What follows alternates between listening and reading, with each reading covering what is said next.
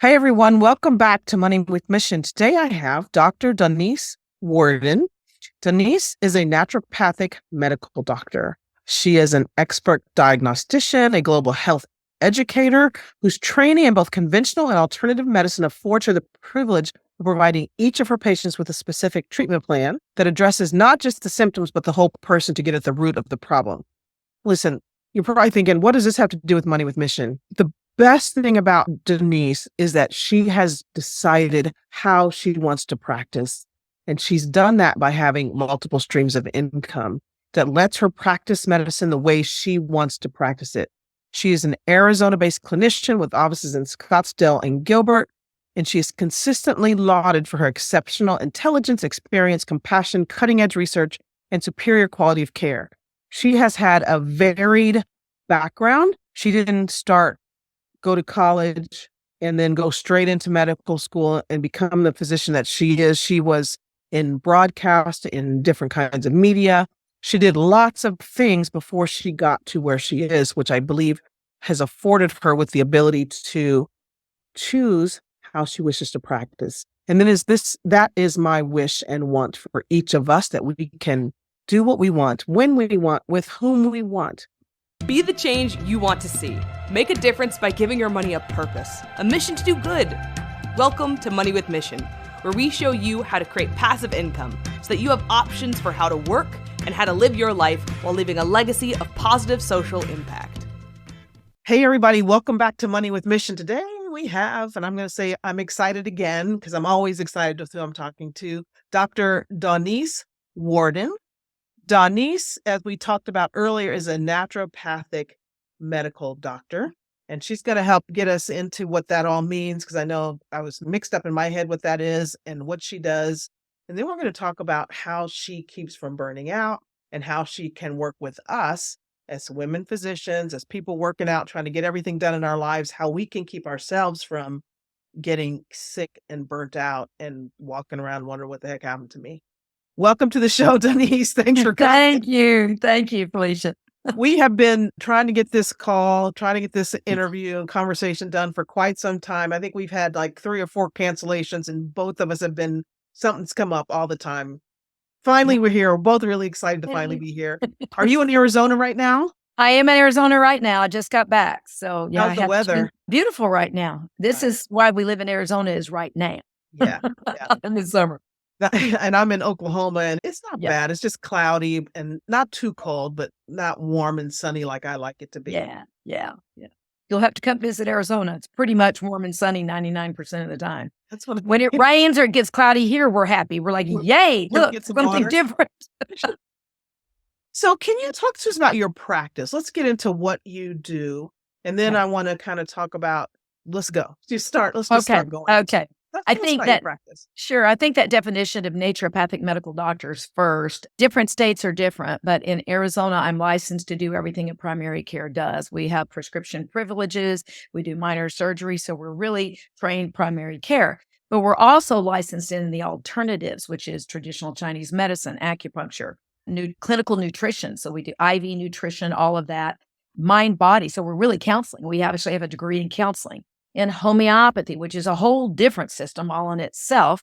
What else? Oh, botanical medicine. So we really understand botanicals and nutrition and all these supplements and how they may interfere or work well or not with pharmaceutical drugs, because we're licensed in both. So it's a nice place to sit, but I did a lot of my training in Europe because they're ahead of us in certain areas of medicine, in my opinion. Yeah. But in the last few years, I've really gotten involved, and I've always been involved in some kind of clinical research, both for medical devices and products. But the metabolic way of treating most chronic degenerative diseases is where I have gone, and where I sit on working on research projects with Boston College and working with Dominic D'Agostino, who's funded by the Department of Defense and NASA. So we're really doing a lot with hyperbaric, with ketogenic, with other metabolic-minded treatments. So what's that for? Pretty much everything, chronic degenerative, but I'm specializing more in cancer. Especially we're doing a lot of work around glioblastomas, right? Because if you show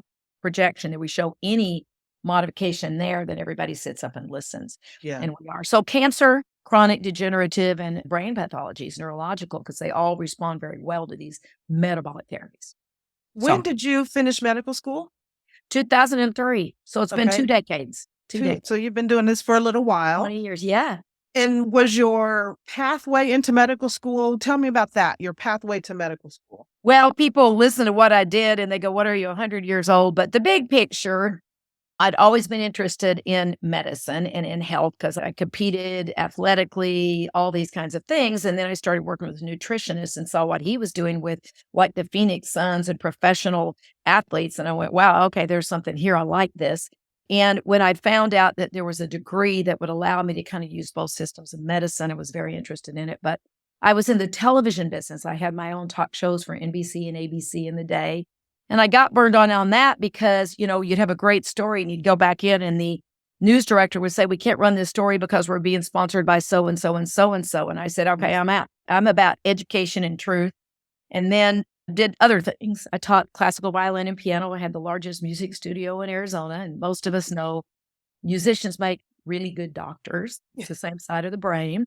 So I will say fate took me through all these avenues to go, boom, this is where you need to be. And I'm grateful for it. I love what I do. And I've got a lot of things going on outside of my practice for sure. Yeah. Do you think that all the things you did before you went to medical school have helped you be a better physician? I do, because, patients they need to be motivated. Mm-hmm. They need to. So my taglines have always been educate, empower, and enlighten. And I love that because in my practice, because I'm cash pay, I can spend the time that I need. So I educate them. First diagnose, find that diagnosis there. Yeah. Educate, then empower them, spend the time, get them excited. And that background that I have, I'm naturally an excited person. You kept using that word in the intro. I think you are too, right? We get excited about things and that pulls off into the patients. If you're not exhausted, if you're not done and fried and just going through the hoops, you're able to transfer some of that energy and that excitement to your patients and not give false hope, but give hope. Yeah. And then enlighten. And I literally on my intake from day one, Felecia, I've asked, do you have a spiritual practice? I'm not talking about religion. Mm-hmm. I don't care. I want to know, do they feel connected to something outside of themselves? Because if they do, and they can get into a parasympathetic state, lots of good healing happens there. When they're running from the bear, sympathetic, very difficult to get people better. Very interesting. In your practice, since you've been practicing medicine, you did a lot of things before that. And I heard you say burned out in your media career. And it sounded like there were things you wanted to do and couldn't do. And did you coming into your medical practice, have you always been cash pay, first of all? Always been cash pay, but I do give ICD-9 diagnosis codes, and a lot of patients can turn it in their insurance for certain things. And if they need labs or other things that traditional medicine will normally carry, I have plenty of collaborators that I say, go see Dr. So-and-so, and they run the labs, they do the imaging. I don't want patients paying cash for things that insurance should be paying.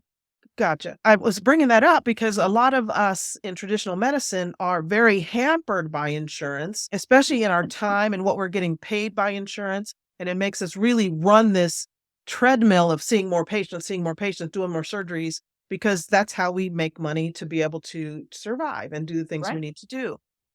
So number one you're doing to keep you from getting burnt out in that treadmill is cash pay. So it does bring you to a different level of patient, but you also are having some of them with insurance. What else do you do to keep yourself from getting burned out and in medicine? Because, we all see these people and it can just wear you down, the sadness sometimes. And it just, and what you talked about is having the energy to even give to your patients sometimes. It's really important. And I know I lost that. And that's when I knew it was time for me to go, because I got nothing to give to you. I feel like you're sucking out of me. My life is getting sucked away by you. So I said a lot there, but how do you keep from getting sucked out of you? How do you keep yourself so vibrant in the whole thing? Right.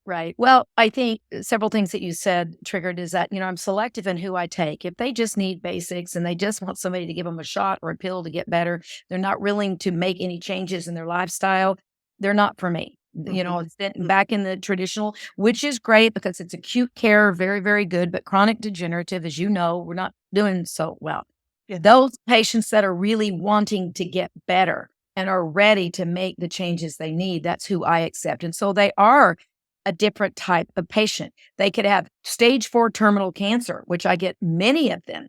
And it's not give false hope, give hope. What's the quality of life? What can we look at? And I've seen many of those turn around. It's amazing. The human body is amazing when it's given what it needs. So that gives me energy. That gives me the ability to keep giving and doing, because I see what's happening to these patients and their quality of life. And they're, in Christmas or other times, they're tipping my staff. I said, wait, we're medical. You don't tip in medical. You don't tip my staff. But they're giving gifts and all. They're so happy. And then the whole family comes, and I get to see families like we used to, right? In medicine, get to see the family. Yeah. So I get energized. People say, what do I do to relax? Well, I'll tell you about some other things, but really the thing that focuses and relaxes me the most is seeing a patient. Whereas on the other side, most traditional doctors are getting burned out seeing those patients. Like you said, you feel zapped. You only have so much time. Only tell me one thing. I can only get to this.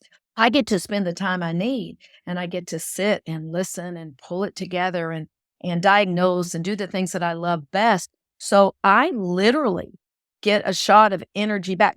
Yesterday was a crazy day. The phones were down. The EMR was having a problem. The 2 staff didn't show up. It was one of those days.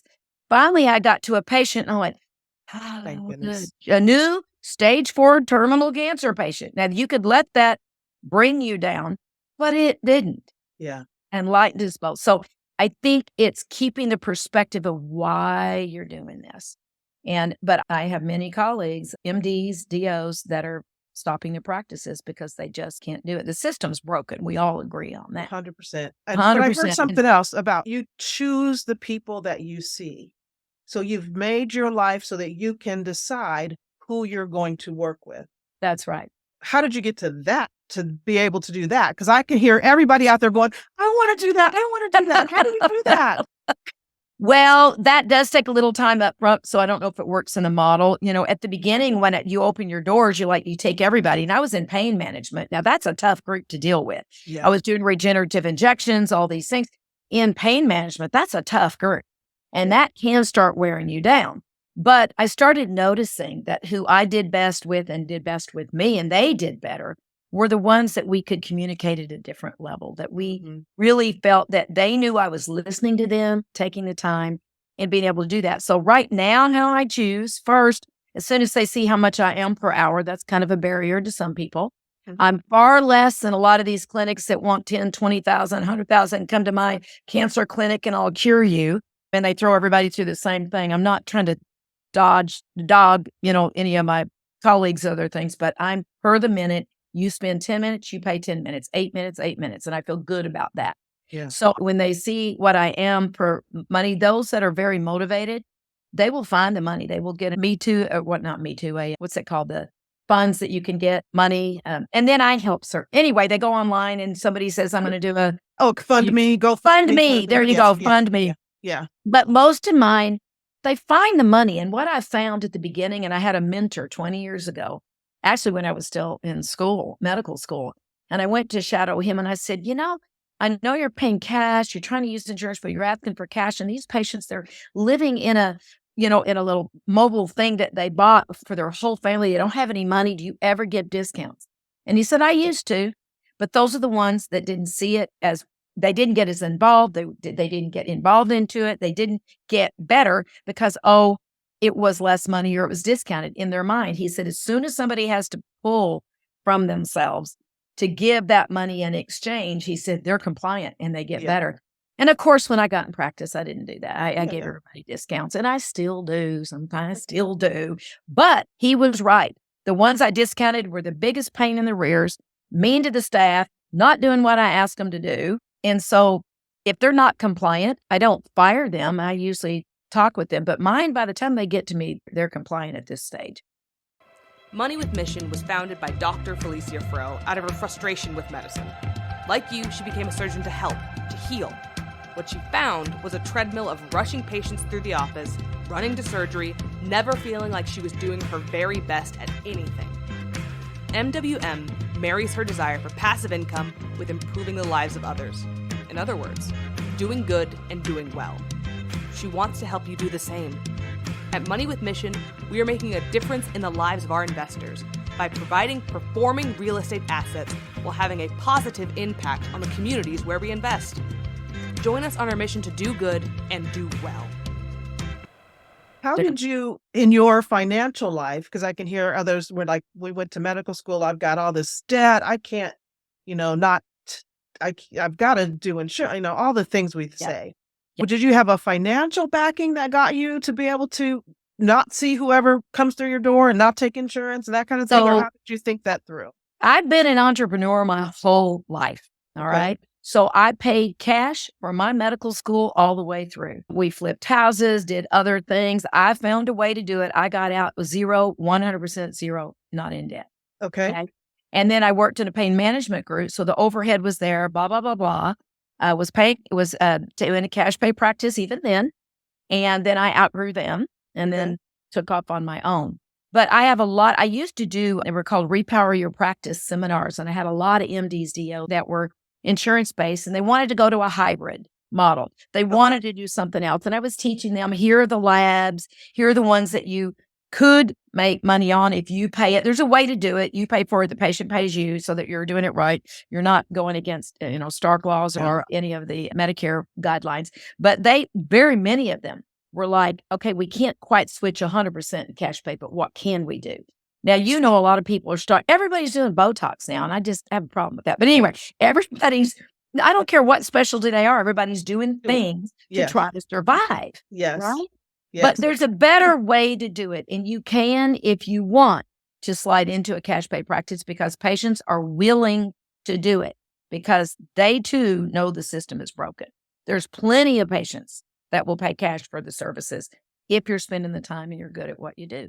Yeah. And I'm talking specialties. I've got orthopedic guys, rheumatologists, everybody that have turned into cash pay practices and are doing quite well.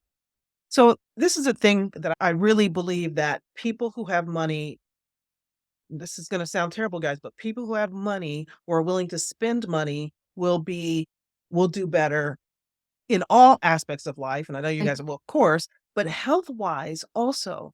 I know I see people in my office who have insurance, and I know that my practice, my traditional medical urology practice is not going to fix their problem. Right. They have something that needs to be they need some alternative type things. Now, alternative is such a weird word. It is. It's a name that, so they need a more, and then you say holistic. Holistic means just look from head to toe, but we say holistic and they think you're going off to do some woo something over here. Exactly. But they say, well, insurance won't cover it. So there's a lot of mentality on both sides. There's our mentality, there's patient mentality that I've got insurance, they should cover my things. I think once we really get in and people start to see, everybody really sees that this is sick insurance, not health insurance. Yeah, it's only going to take care of you if you get sick. It's not keeping you healthy. That's right. Then we may start getting somewhere better than we are.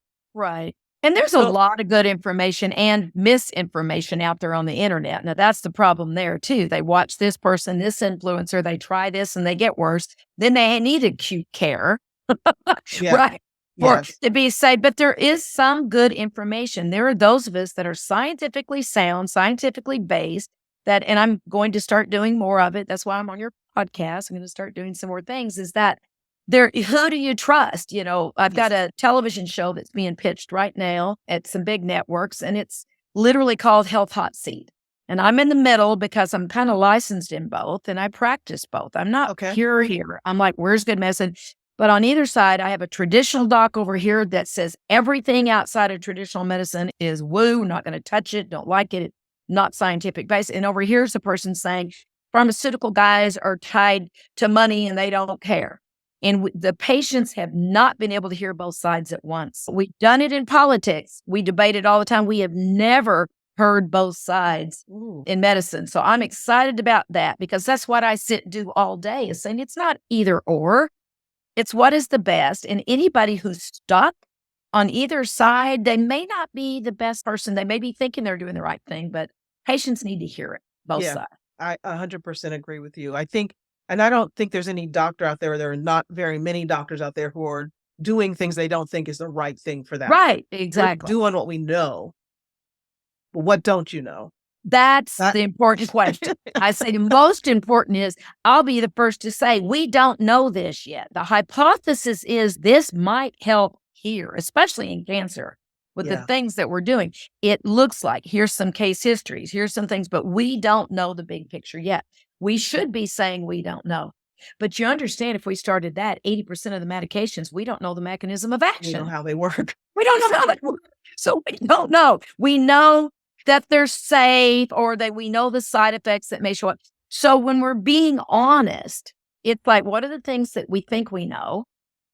100% is probably this much. Not We know the that other. diet and exercise makes a big difference. Yeah. That's about it. Yeah. Everything else, we've got to look at the patient individually and do the best that we can, trying to find a program that works for them. And Yeah. not everybody that has diabetes has the same program. It doesn't work well. So there's a couple of things I want to talk about, but I'm going to go to, do you make money outside of your practice? Are you doing other things to help bring in income so that if there comes a day when, like, you know what, this isn't giving me energy anymore, I got something else to do, I can. Well, I'm in transition now. I will see in June, I will just see clients. That means the cancer patients or chronic degenerative high level that need to see me, because we're training other doctors in all these metabolic diseases. I don't have to do it. So I'll do some of that because I still like having my hands in the clinical part. But I have done CME lectures for years. You're not supposed to make money on CME, but I've collaborated with companies. I've in product development, in nutraceuticals, in medical devices. So I have designed and conducted clinical trials, gotten people out of trouble with the FTC. So, and, design, I've got a lot of skill sets that I've done for 20 years. So there's some money in product development. There's some money in clinical trials. And for now, though, I'm involved in soon to be heavily involved with the biotech company on development, mostly with these metabolic types of therapies for the diseases, especially cancer and neurological disorders. But I have a clinical trial company. There's three of us, three women. One was an epidemiologist and one was a medical. We know that some of these companies want to do the right thing and trial some of their supplements or their things that they're medical devices, but they can't afford the pharmaceutical model, to do that kind of money for trials. So we're putting that together that can run itself. So clinical trials, the biotech company, we've got a gender intelligence company, which is very interesting. The male and female brain, they're very different structurally. They function differently. You can see it in utero, and we're not taught this in medical school, but literally how we communicate, how we talk, how we think. And it's interesting because Barbara Annis, I'll shout her name out, she would be a good guest for you on gender intelligence. She's been training in 100 of the Fortune 500 companies for a long time in how to communicate on the corporate level, executive all the way down to call centers. But that male and females are different. And when we come into contention is not understanding that. Once you understand that, when a male says, you say, what are you thinking? And he goes, nothing. And you get mad. Well, he can literally turn his brain off. He can literally think about nothing. Women can never turn our brains off. They're both sides. We can't shut it down. So when you start understanding basic differences like that, you forgive more, you understand more, and you communicate better. So anyway, we've got a corporate program. She's already been teaching that communication side. Now they're asking about, what about the wellness side? And so that's how I'm coming into that. So it sounds like most of your financial world is around your practice and medicine and doing around health. Yeah, it's absolutely around health. That's where my passion and purpose is, right? Is educating people, empowering them to make the right decisions for their health, and to realize that, listen, if you're not getting the help you need, maybe you need to save your money up and a little bit of cash and go see somebody who's going to spend some time with you. Yes. Let me ask you this. All the things you got going on, do your own taxes and look at all your own returns and do all the money management kind of things, or how do you? No. So I've got contractors, and that's something I would tell everybody. I know you say, well, it's going to cost money. Well, your energy, your health is money if that goes down. So no, I have a bookkeeper. I've got, full-time, I've got bookkeeper, I've got an IT person, I've got, marketing. You've got to use contractors for these things. You just, in my mind, you do, because my energy needs to be spent where it needs to be spent. In my world, it's let me research, let me get my hands on a few patients, but leave me alone to research and educate. To do your highest and best thing. Your highest and best thing is That's exactly right. Yes. And everybody needs to figure that out. They're stuck in a circle and a rabbit on the, not a rabbit, a mouse on the spinning wheel, right? It was like, how do I jump off? Maybe you don't need to jump off. Maybe it's a different speed. Maybe it's a different type of wheel. There's a way to figure it out where you get your energy back, where you get your passion back, and you either stay in medicine in the system that you're in because you're going to work it differently, or you do something differently. But it doesn't mean you jump out of your passion and what you really enjoy. And if you don't enjoy medicine anymore, do something else. Do something different. Not doing anybody a favor. You heard, because I want to go back to, you've done several things. You didn't stay in the media when media was not what you're supposed to be doing. You didn't stay. When I feel like medicine's dragging me down and sucking the life out of me, it's time to do it differently. That's right. It's just, you just have to. And you figure out how to make that happen. Have you decided that you're ready to truly diversify your portfolio by investing in cash flowing real estate and businesses? Are you ready to have a positive social impact and aren't sure what to do next? Do you want to join other women doing the same thing and having fun? Check out Money with Mission Wealth Builders. Go to moneywithmission.com, click opportunities, and let us know you're ready. That's right. Well, look at you. You're doing a podcast. You're putting this out there and you're trying to help others. So you're feeling good about the give back. And how do I help? Yes. How do you learn? How do you help others? It should always be that way. And we all know that women do a really nice job of that. Put us together and we can pretty much figure out most things. Solve anything. Men have, there's convergent and divergent thinking again. Divergent is if there's a bear coming at you, you want divergent, shoot the bear, kill the bear before it kills you. That's the way men think. And that's okay. That's good. We need that.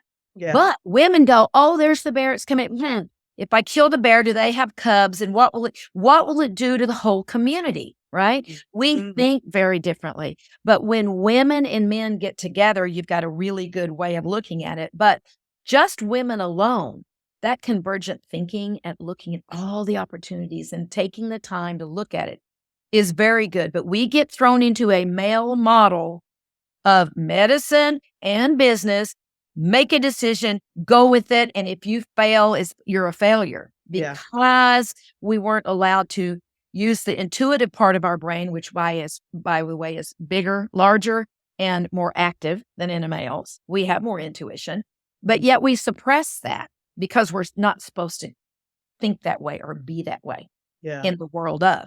So get a group of women together, we'll get it figured out. I've got some guests coming on talking about that very thing about women and using our intuition and being in more of that feminine energy, which is that's right.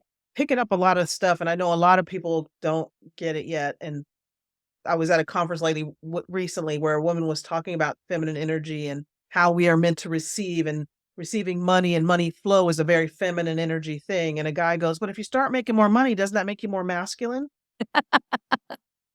No, it's the way you think about the money. It's the way you think it. They just don't get it. But remember their way of thinking, money means this, black and white. Women go, oh, money means I can take care of the kids. I could give some back to charity. I could, all these things. Yes. So, okay. Before we came on, you talked about helping the women physicians, the folks out there listening to us, how to really take care of ourselves. Right. While we're trying to figure out, is this where I want to be? Do I want to be doing something else? Right. How do I get there? How do we kind of calm ourselves so that we can think through and get to where we want to be? Right. So, big question. I'll go through a little exercise in a minute, but I will tell you that the most important times of your day are in the morning and an evening before you go to bed. If you don't have a practice, when you get out of bed, if you're jumping and going, you're not letting that cortisol curve go the way it's supposed to do, all those things. If you have even a 5-minute, I don't care if it's a meditation, a prayer, listening to music, a deep breathing, a breathing exercise, something to get your autonomic nervous system into a good medium state to take all the highs and lows that come in the day. If you're not setting it up in the morning, you're going to have a hard time throughout the day finding a way to calm yourself down. And at night before you go to bed, letting go of all that mental bad energy. What happened? What did it? Review it, let it go. But, we have these task lists. We go to sleep thinking, what do I have to do tomorrow? And we've got to learn to let go of that. And I have lots of some shout outs, Barry Goldstein, who happens to be my husband, but he does all the music and for the meditations. He has his own practices of breathing and all that. But for Dr. Joe Dispenza, for Anita Morjani, right? A lot of the thought leaders are into this practices of learning practices, how to breathe, how to do an active meditation. If you tell a female physician, go meditate, quiet your brain, and don't think of anything, yeah, not going to happen. But if you say, here's how you do it, you breathe, you hold, you breathe, you hold, and you learn the neuroscience behind it, you understand what it's doing, and it takes 5 minutes, everybody says, okay, I can do that. I can do 5 minutes. And if you understand that interval training 3 times a week beats hours and hours on the treadmill anyway. When you say, I don't have time for exercise, yes, you do. 10 minutes, 3 times a week. There is a program that can be, when you know your body composition, you know what you need to do, you can put it together. And yes, you do have time. But setting your day and ending your day, those are important things. But if you don't mind, take us through a little exercise. I like this. The patients like it. I do it in my corporate a little bit. I call it the 7 pillars of health. Now, this is just rating yourself. Honestly, don't think too much through it. Scale of 1 to 10. 1 is not doing so well, right? And 10 is, I'm rocking this. This is pretty good. And I usually talk about what normal is. But right now, we're talking to physicians, kind of, hopefully we remember what normal should be. So let's start with sleep. Rate yourself on a scale of 1 to 10. If everybody writes it down, right? Scale of 1 to, sleep. I'm going to give my answer out loud. Go ahead. I'm going to say my answer is 4. Okay. So then is it hormones? Is it cortisol? Is it you're going to bed with the brain waves are still up here and you didn't quiet them down to get them into a delta with music and other things that have been proven to get the heart and the brain entrainment to go and slow things down. So there's a reason, but we need 6 to 8 hours of good sleep. That means a certain amount of REM sleep and deep sleep, right? Yep. And we're an aura ring and know what it is. It is a cortisol. What is it? So that's, imperative for the body to repair and the brain to detox, all the things we know. So anyway, not spanking you. I'm just, this is, I'm being honest out here. Sometimes we need it. Yeah. Sometimes we need it. Sleep imperative. Next, body. Now, I'm not talking about, do you look like a model? I'm saying for you, in shape, soft, skinny, overweight, all that. Do you like your image? All of those things, put it together. Where do you rate your body right now? A scale of 1 to 10. I'm going to go 6.5. Okay. All right. So, we could dig deeper into each one of these, but I want to keep going for sake of time now. Bowel movement. Now, I'm going to bring this out because physicians, I think we let it go too often, even with our patients. A normal bowel movement should be about from your wrist to your elbow. That long. Wow. Everybody goes, what? What? Yes. That is a normal bowel movement. Medium brown color. It doesn't smell bad. Easily pass about once a day. Now, if you get 2 of those in a day, we live with it. But outside of that, something may be off. So with that being said, bowel movements, which is digestion, indigestion, the whole thing, because we know microbiome, we know the brain-gut connection, super important. Where's your GI? Where's that, and the bowel movements are a good way to kind of know. If we don't have pain, we don't have anything. So scale of 1 to 10. 7. Okay, good. All right. Mental. Do you feel anxious? Are you depressed? Are you not? Is cognition not there? You're having word retrieval issues. Where's your cognition? All the things. So where are we mentally? Brain, mental. And we're going to have to average this one out because, day to day, hour to hour basis, it can be. Right. I know. Sometimes we're clicking and sometimes it's like, what's my 18th child's name? I'm going to give that one an 8. Okay, good. I think so. Bad. You seem pretty good on that. You're working on it. Now, relationships. This is important. You've got relationships at home. You've got family, which can be good or bad. You've got, at work. Overall, do you feel like you have a supportive community around you? Scale of 1 to 10. Where are the relationships 8 with yourself to? Okay, 8 good. to 9. Excellent. 8 Excellent. to 9. And then the last one is spiritual, and that gets controversial. Again, I'm going to say this is not about religion.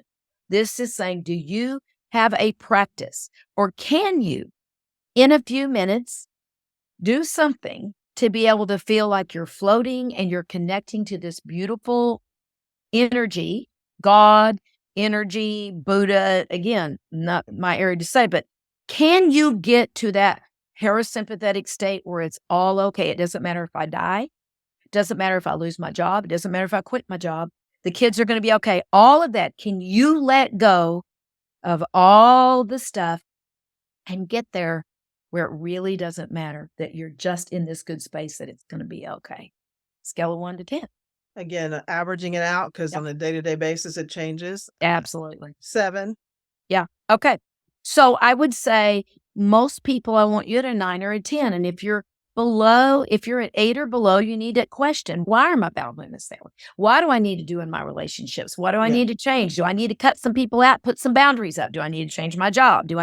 All those things, it's good to reevaluate yourself constantly, like once a month, because Yeah. things change and you go, Yeah. oh, I wasn't paying attention. I've been constipated for a month. Okay. Yeah. It'll go away. Now, why are you constipated? Fix it. So I think it's a good practice to do a self-checkup, not just your blood pressure and the vitals and the things that we do, but literally, how am I doing in these areas? Because if you're doing well in those areas, you have all the energy, the passion. You can do, I've got 4 startups going right now and I've still got to practice. Blah, blah. I don't feel tired. There are days I'm up, I've got to get up at 4 and I've had 3 hours sleep, but those are rare. Mhm. But on those days, I know what to do. Also, I need more meditation time. When you say I don't have time to meditate, that's when you need more meditation. I've That's heard when you that need it. before. I've heard Yes. that. And a lot of people say it, and it Yeah. is true. Yeah. It is true. So make the time for yourself. Make the time to understand what is going on in those areas and make those changes. Just choose one, the one that's probably the lowest number. Choose that and really start working on it, figure it out and make changes. It's just, we love to be caretakers and we love to go and do. And then those of us that are entrepreneurs and women business, those that are watching your show, they're obviously wanting to stretch themselves. They want to learn, they want to do. Yeah. So active brains are great, but they're also one of our worst enemies. We need to be able to get out of our minds for a minute. And Yeah. I'm not talking about going to do all the things that are popular right now. I'm saying try to figure out how to do it on a daily basis and not have to go do these things. So will without you give naming us those 7 things again? Sleep Yeah. was number 1, right? Yeah, it's just in no particular order, but I would say to me, your overall energy is very, very important, your sleep and your digestion. But so it's sleep, body, bowel movements, just because you need to watch those guys, energy, mental, relations or relationships, and spiritual. Those I have found patients that are high on those, and they may have come in to me with a dire diagnosis of cancer. But if they're pretty high on those things, they come in and their bowel movements are good. I'm like, yes, it's going to be really much easier to work with. Yeah. Right. So when we are working on those pillars and we have those in pretty good shape, even when disease comes, if it comes, then we're much more in a better shape to be able to work on it. And you said you want people's numbers to be 8 and above? Is that where you... I'm a perfectionist. I mean, best as if you you're can. not a 9 or a 10, then I'm going to say, oh, 8's okay. 8's not alarm mode. You need to go get multiple checkups to see, but 8 means you usually know what it is. Yeah. You usually do know what it is. But if you don't, go get a diagnosis and figure out what it is. But 8's okay, but 8's not your best self. If you are not rating yourself a 9 or 10, there's an issue. Yeah. And then for the non-medical people listening to this, Yeah. I'm just going to add out there that if you go to your traditional medical doctor with some of the stuff we're talking about, they're going to look at you and tell you you're fine. Because they're going to talk to you about spirituality.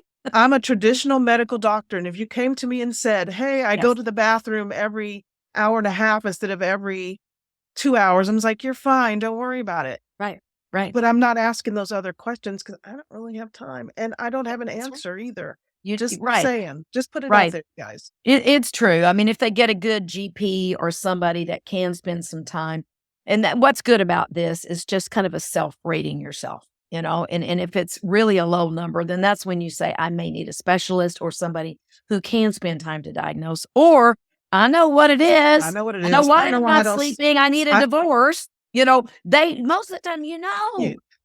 you do. So I need a sleep hygiene. I need sleep hygiene. I just go to bed with the TV on, and that's Yeah. like, how you expect to sleep like that, Felecia? right. So your brain's in these high beta And you can crash because you're tired. Cortisol's done. You're done. You're out of gas. Body says, I'm going. But the brain's still doing this. And you will wake up during the night. Now, it could be other things. Maybe you need controlled release melatonin if it's low. There's other things to look at. Maybe blood sugar or cortisol spikes are happening if you're waking up during. So sleep is, do you go to sleep? Okay. And do you wake up during the night? Those are two different deals usually, right? Yep. But if you're waking up, which women tend to do, it's very interesting. Chinese medicine's been around for a long time, thousands of years. And when I bring this up, when I say, do you wake up during the night? And they go, yes.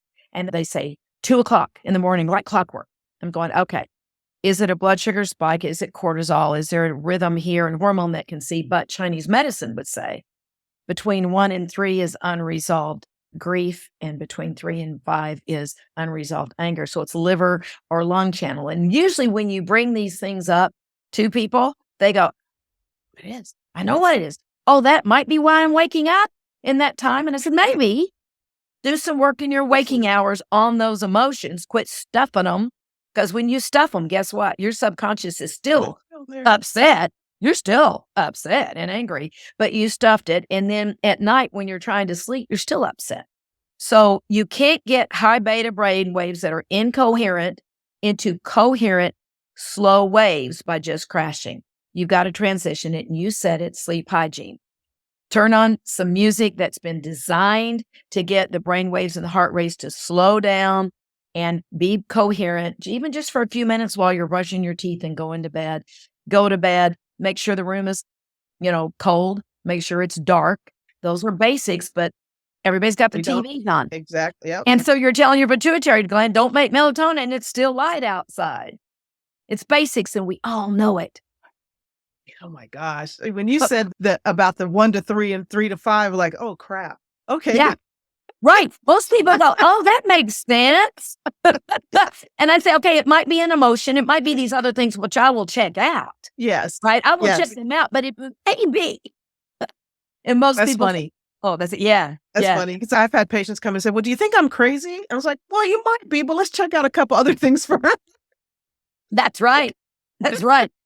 Let's check the list off of things. Let's do a couple other things first. That's This right. has been so much fun. We could go for a while talking about a lot of different things.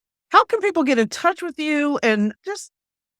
I'd love to support physicians in any way that I can, female physicians, because it's just a lot of hard work. But I would first, ending of you are your own best asset. Whether you own your own business, you work for someone else, there is no asset more important to you than you.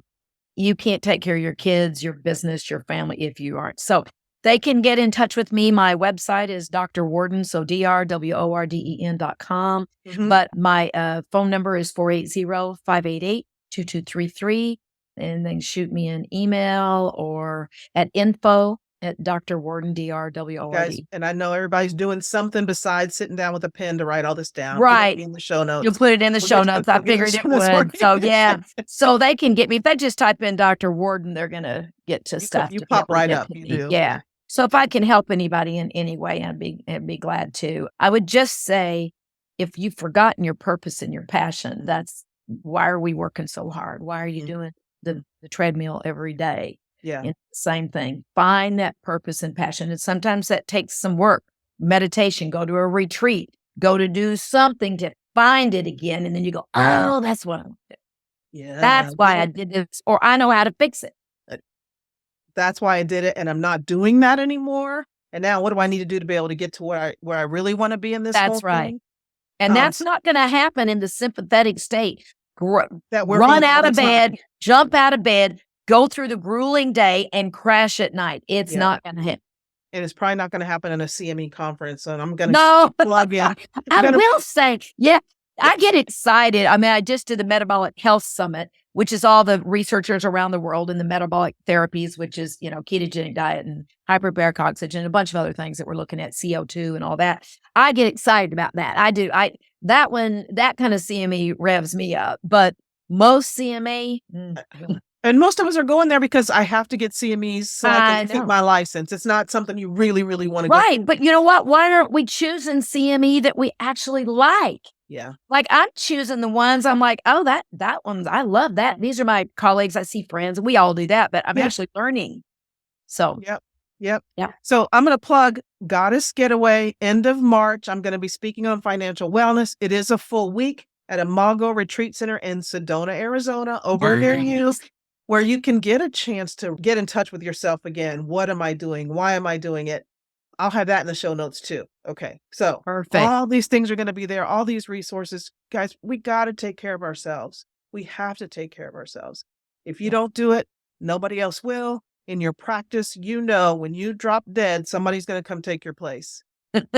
Nobody can take care of your kids better than you. Nobody can take care of your mom, your dad, all those things. We've got to take care of ourselves so that we can be there for others. Right. Thank you so much for being here. You're welcome. So much. You're so welcome. Good. So sometimes we need a friend, somebody to say, hold ourselves accountable with, Yes. Make it happen. Choose the person that you say, I'm going to start doing this. I'm going to exercise. I'm going to do whatever.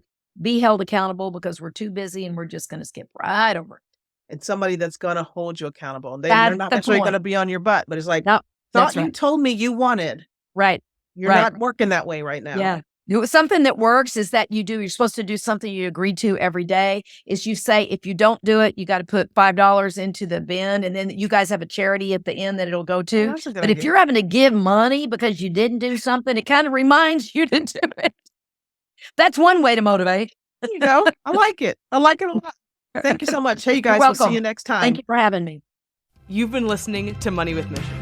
There are projects happening right now where you can have a great financial return while positively affecting the lives of others. To learn more about our opportunities, go to moneywithmission.com.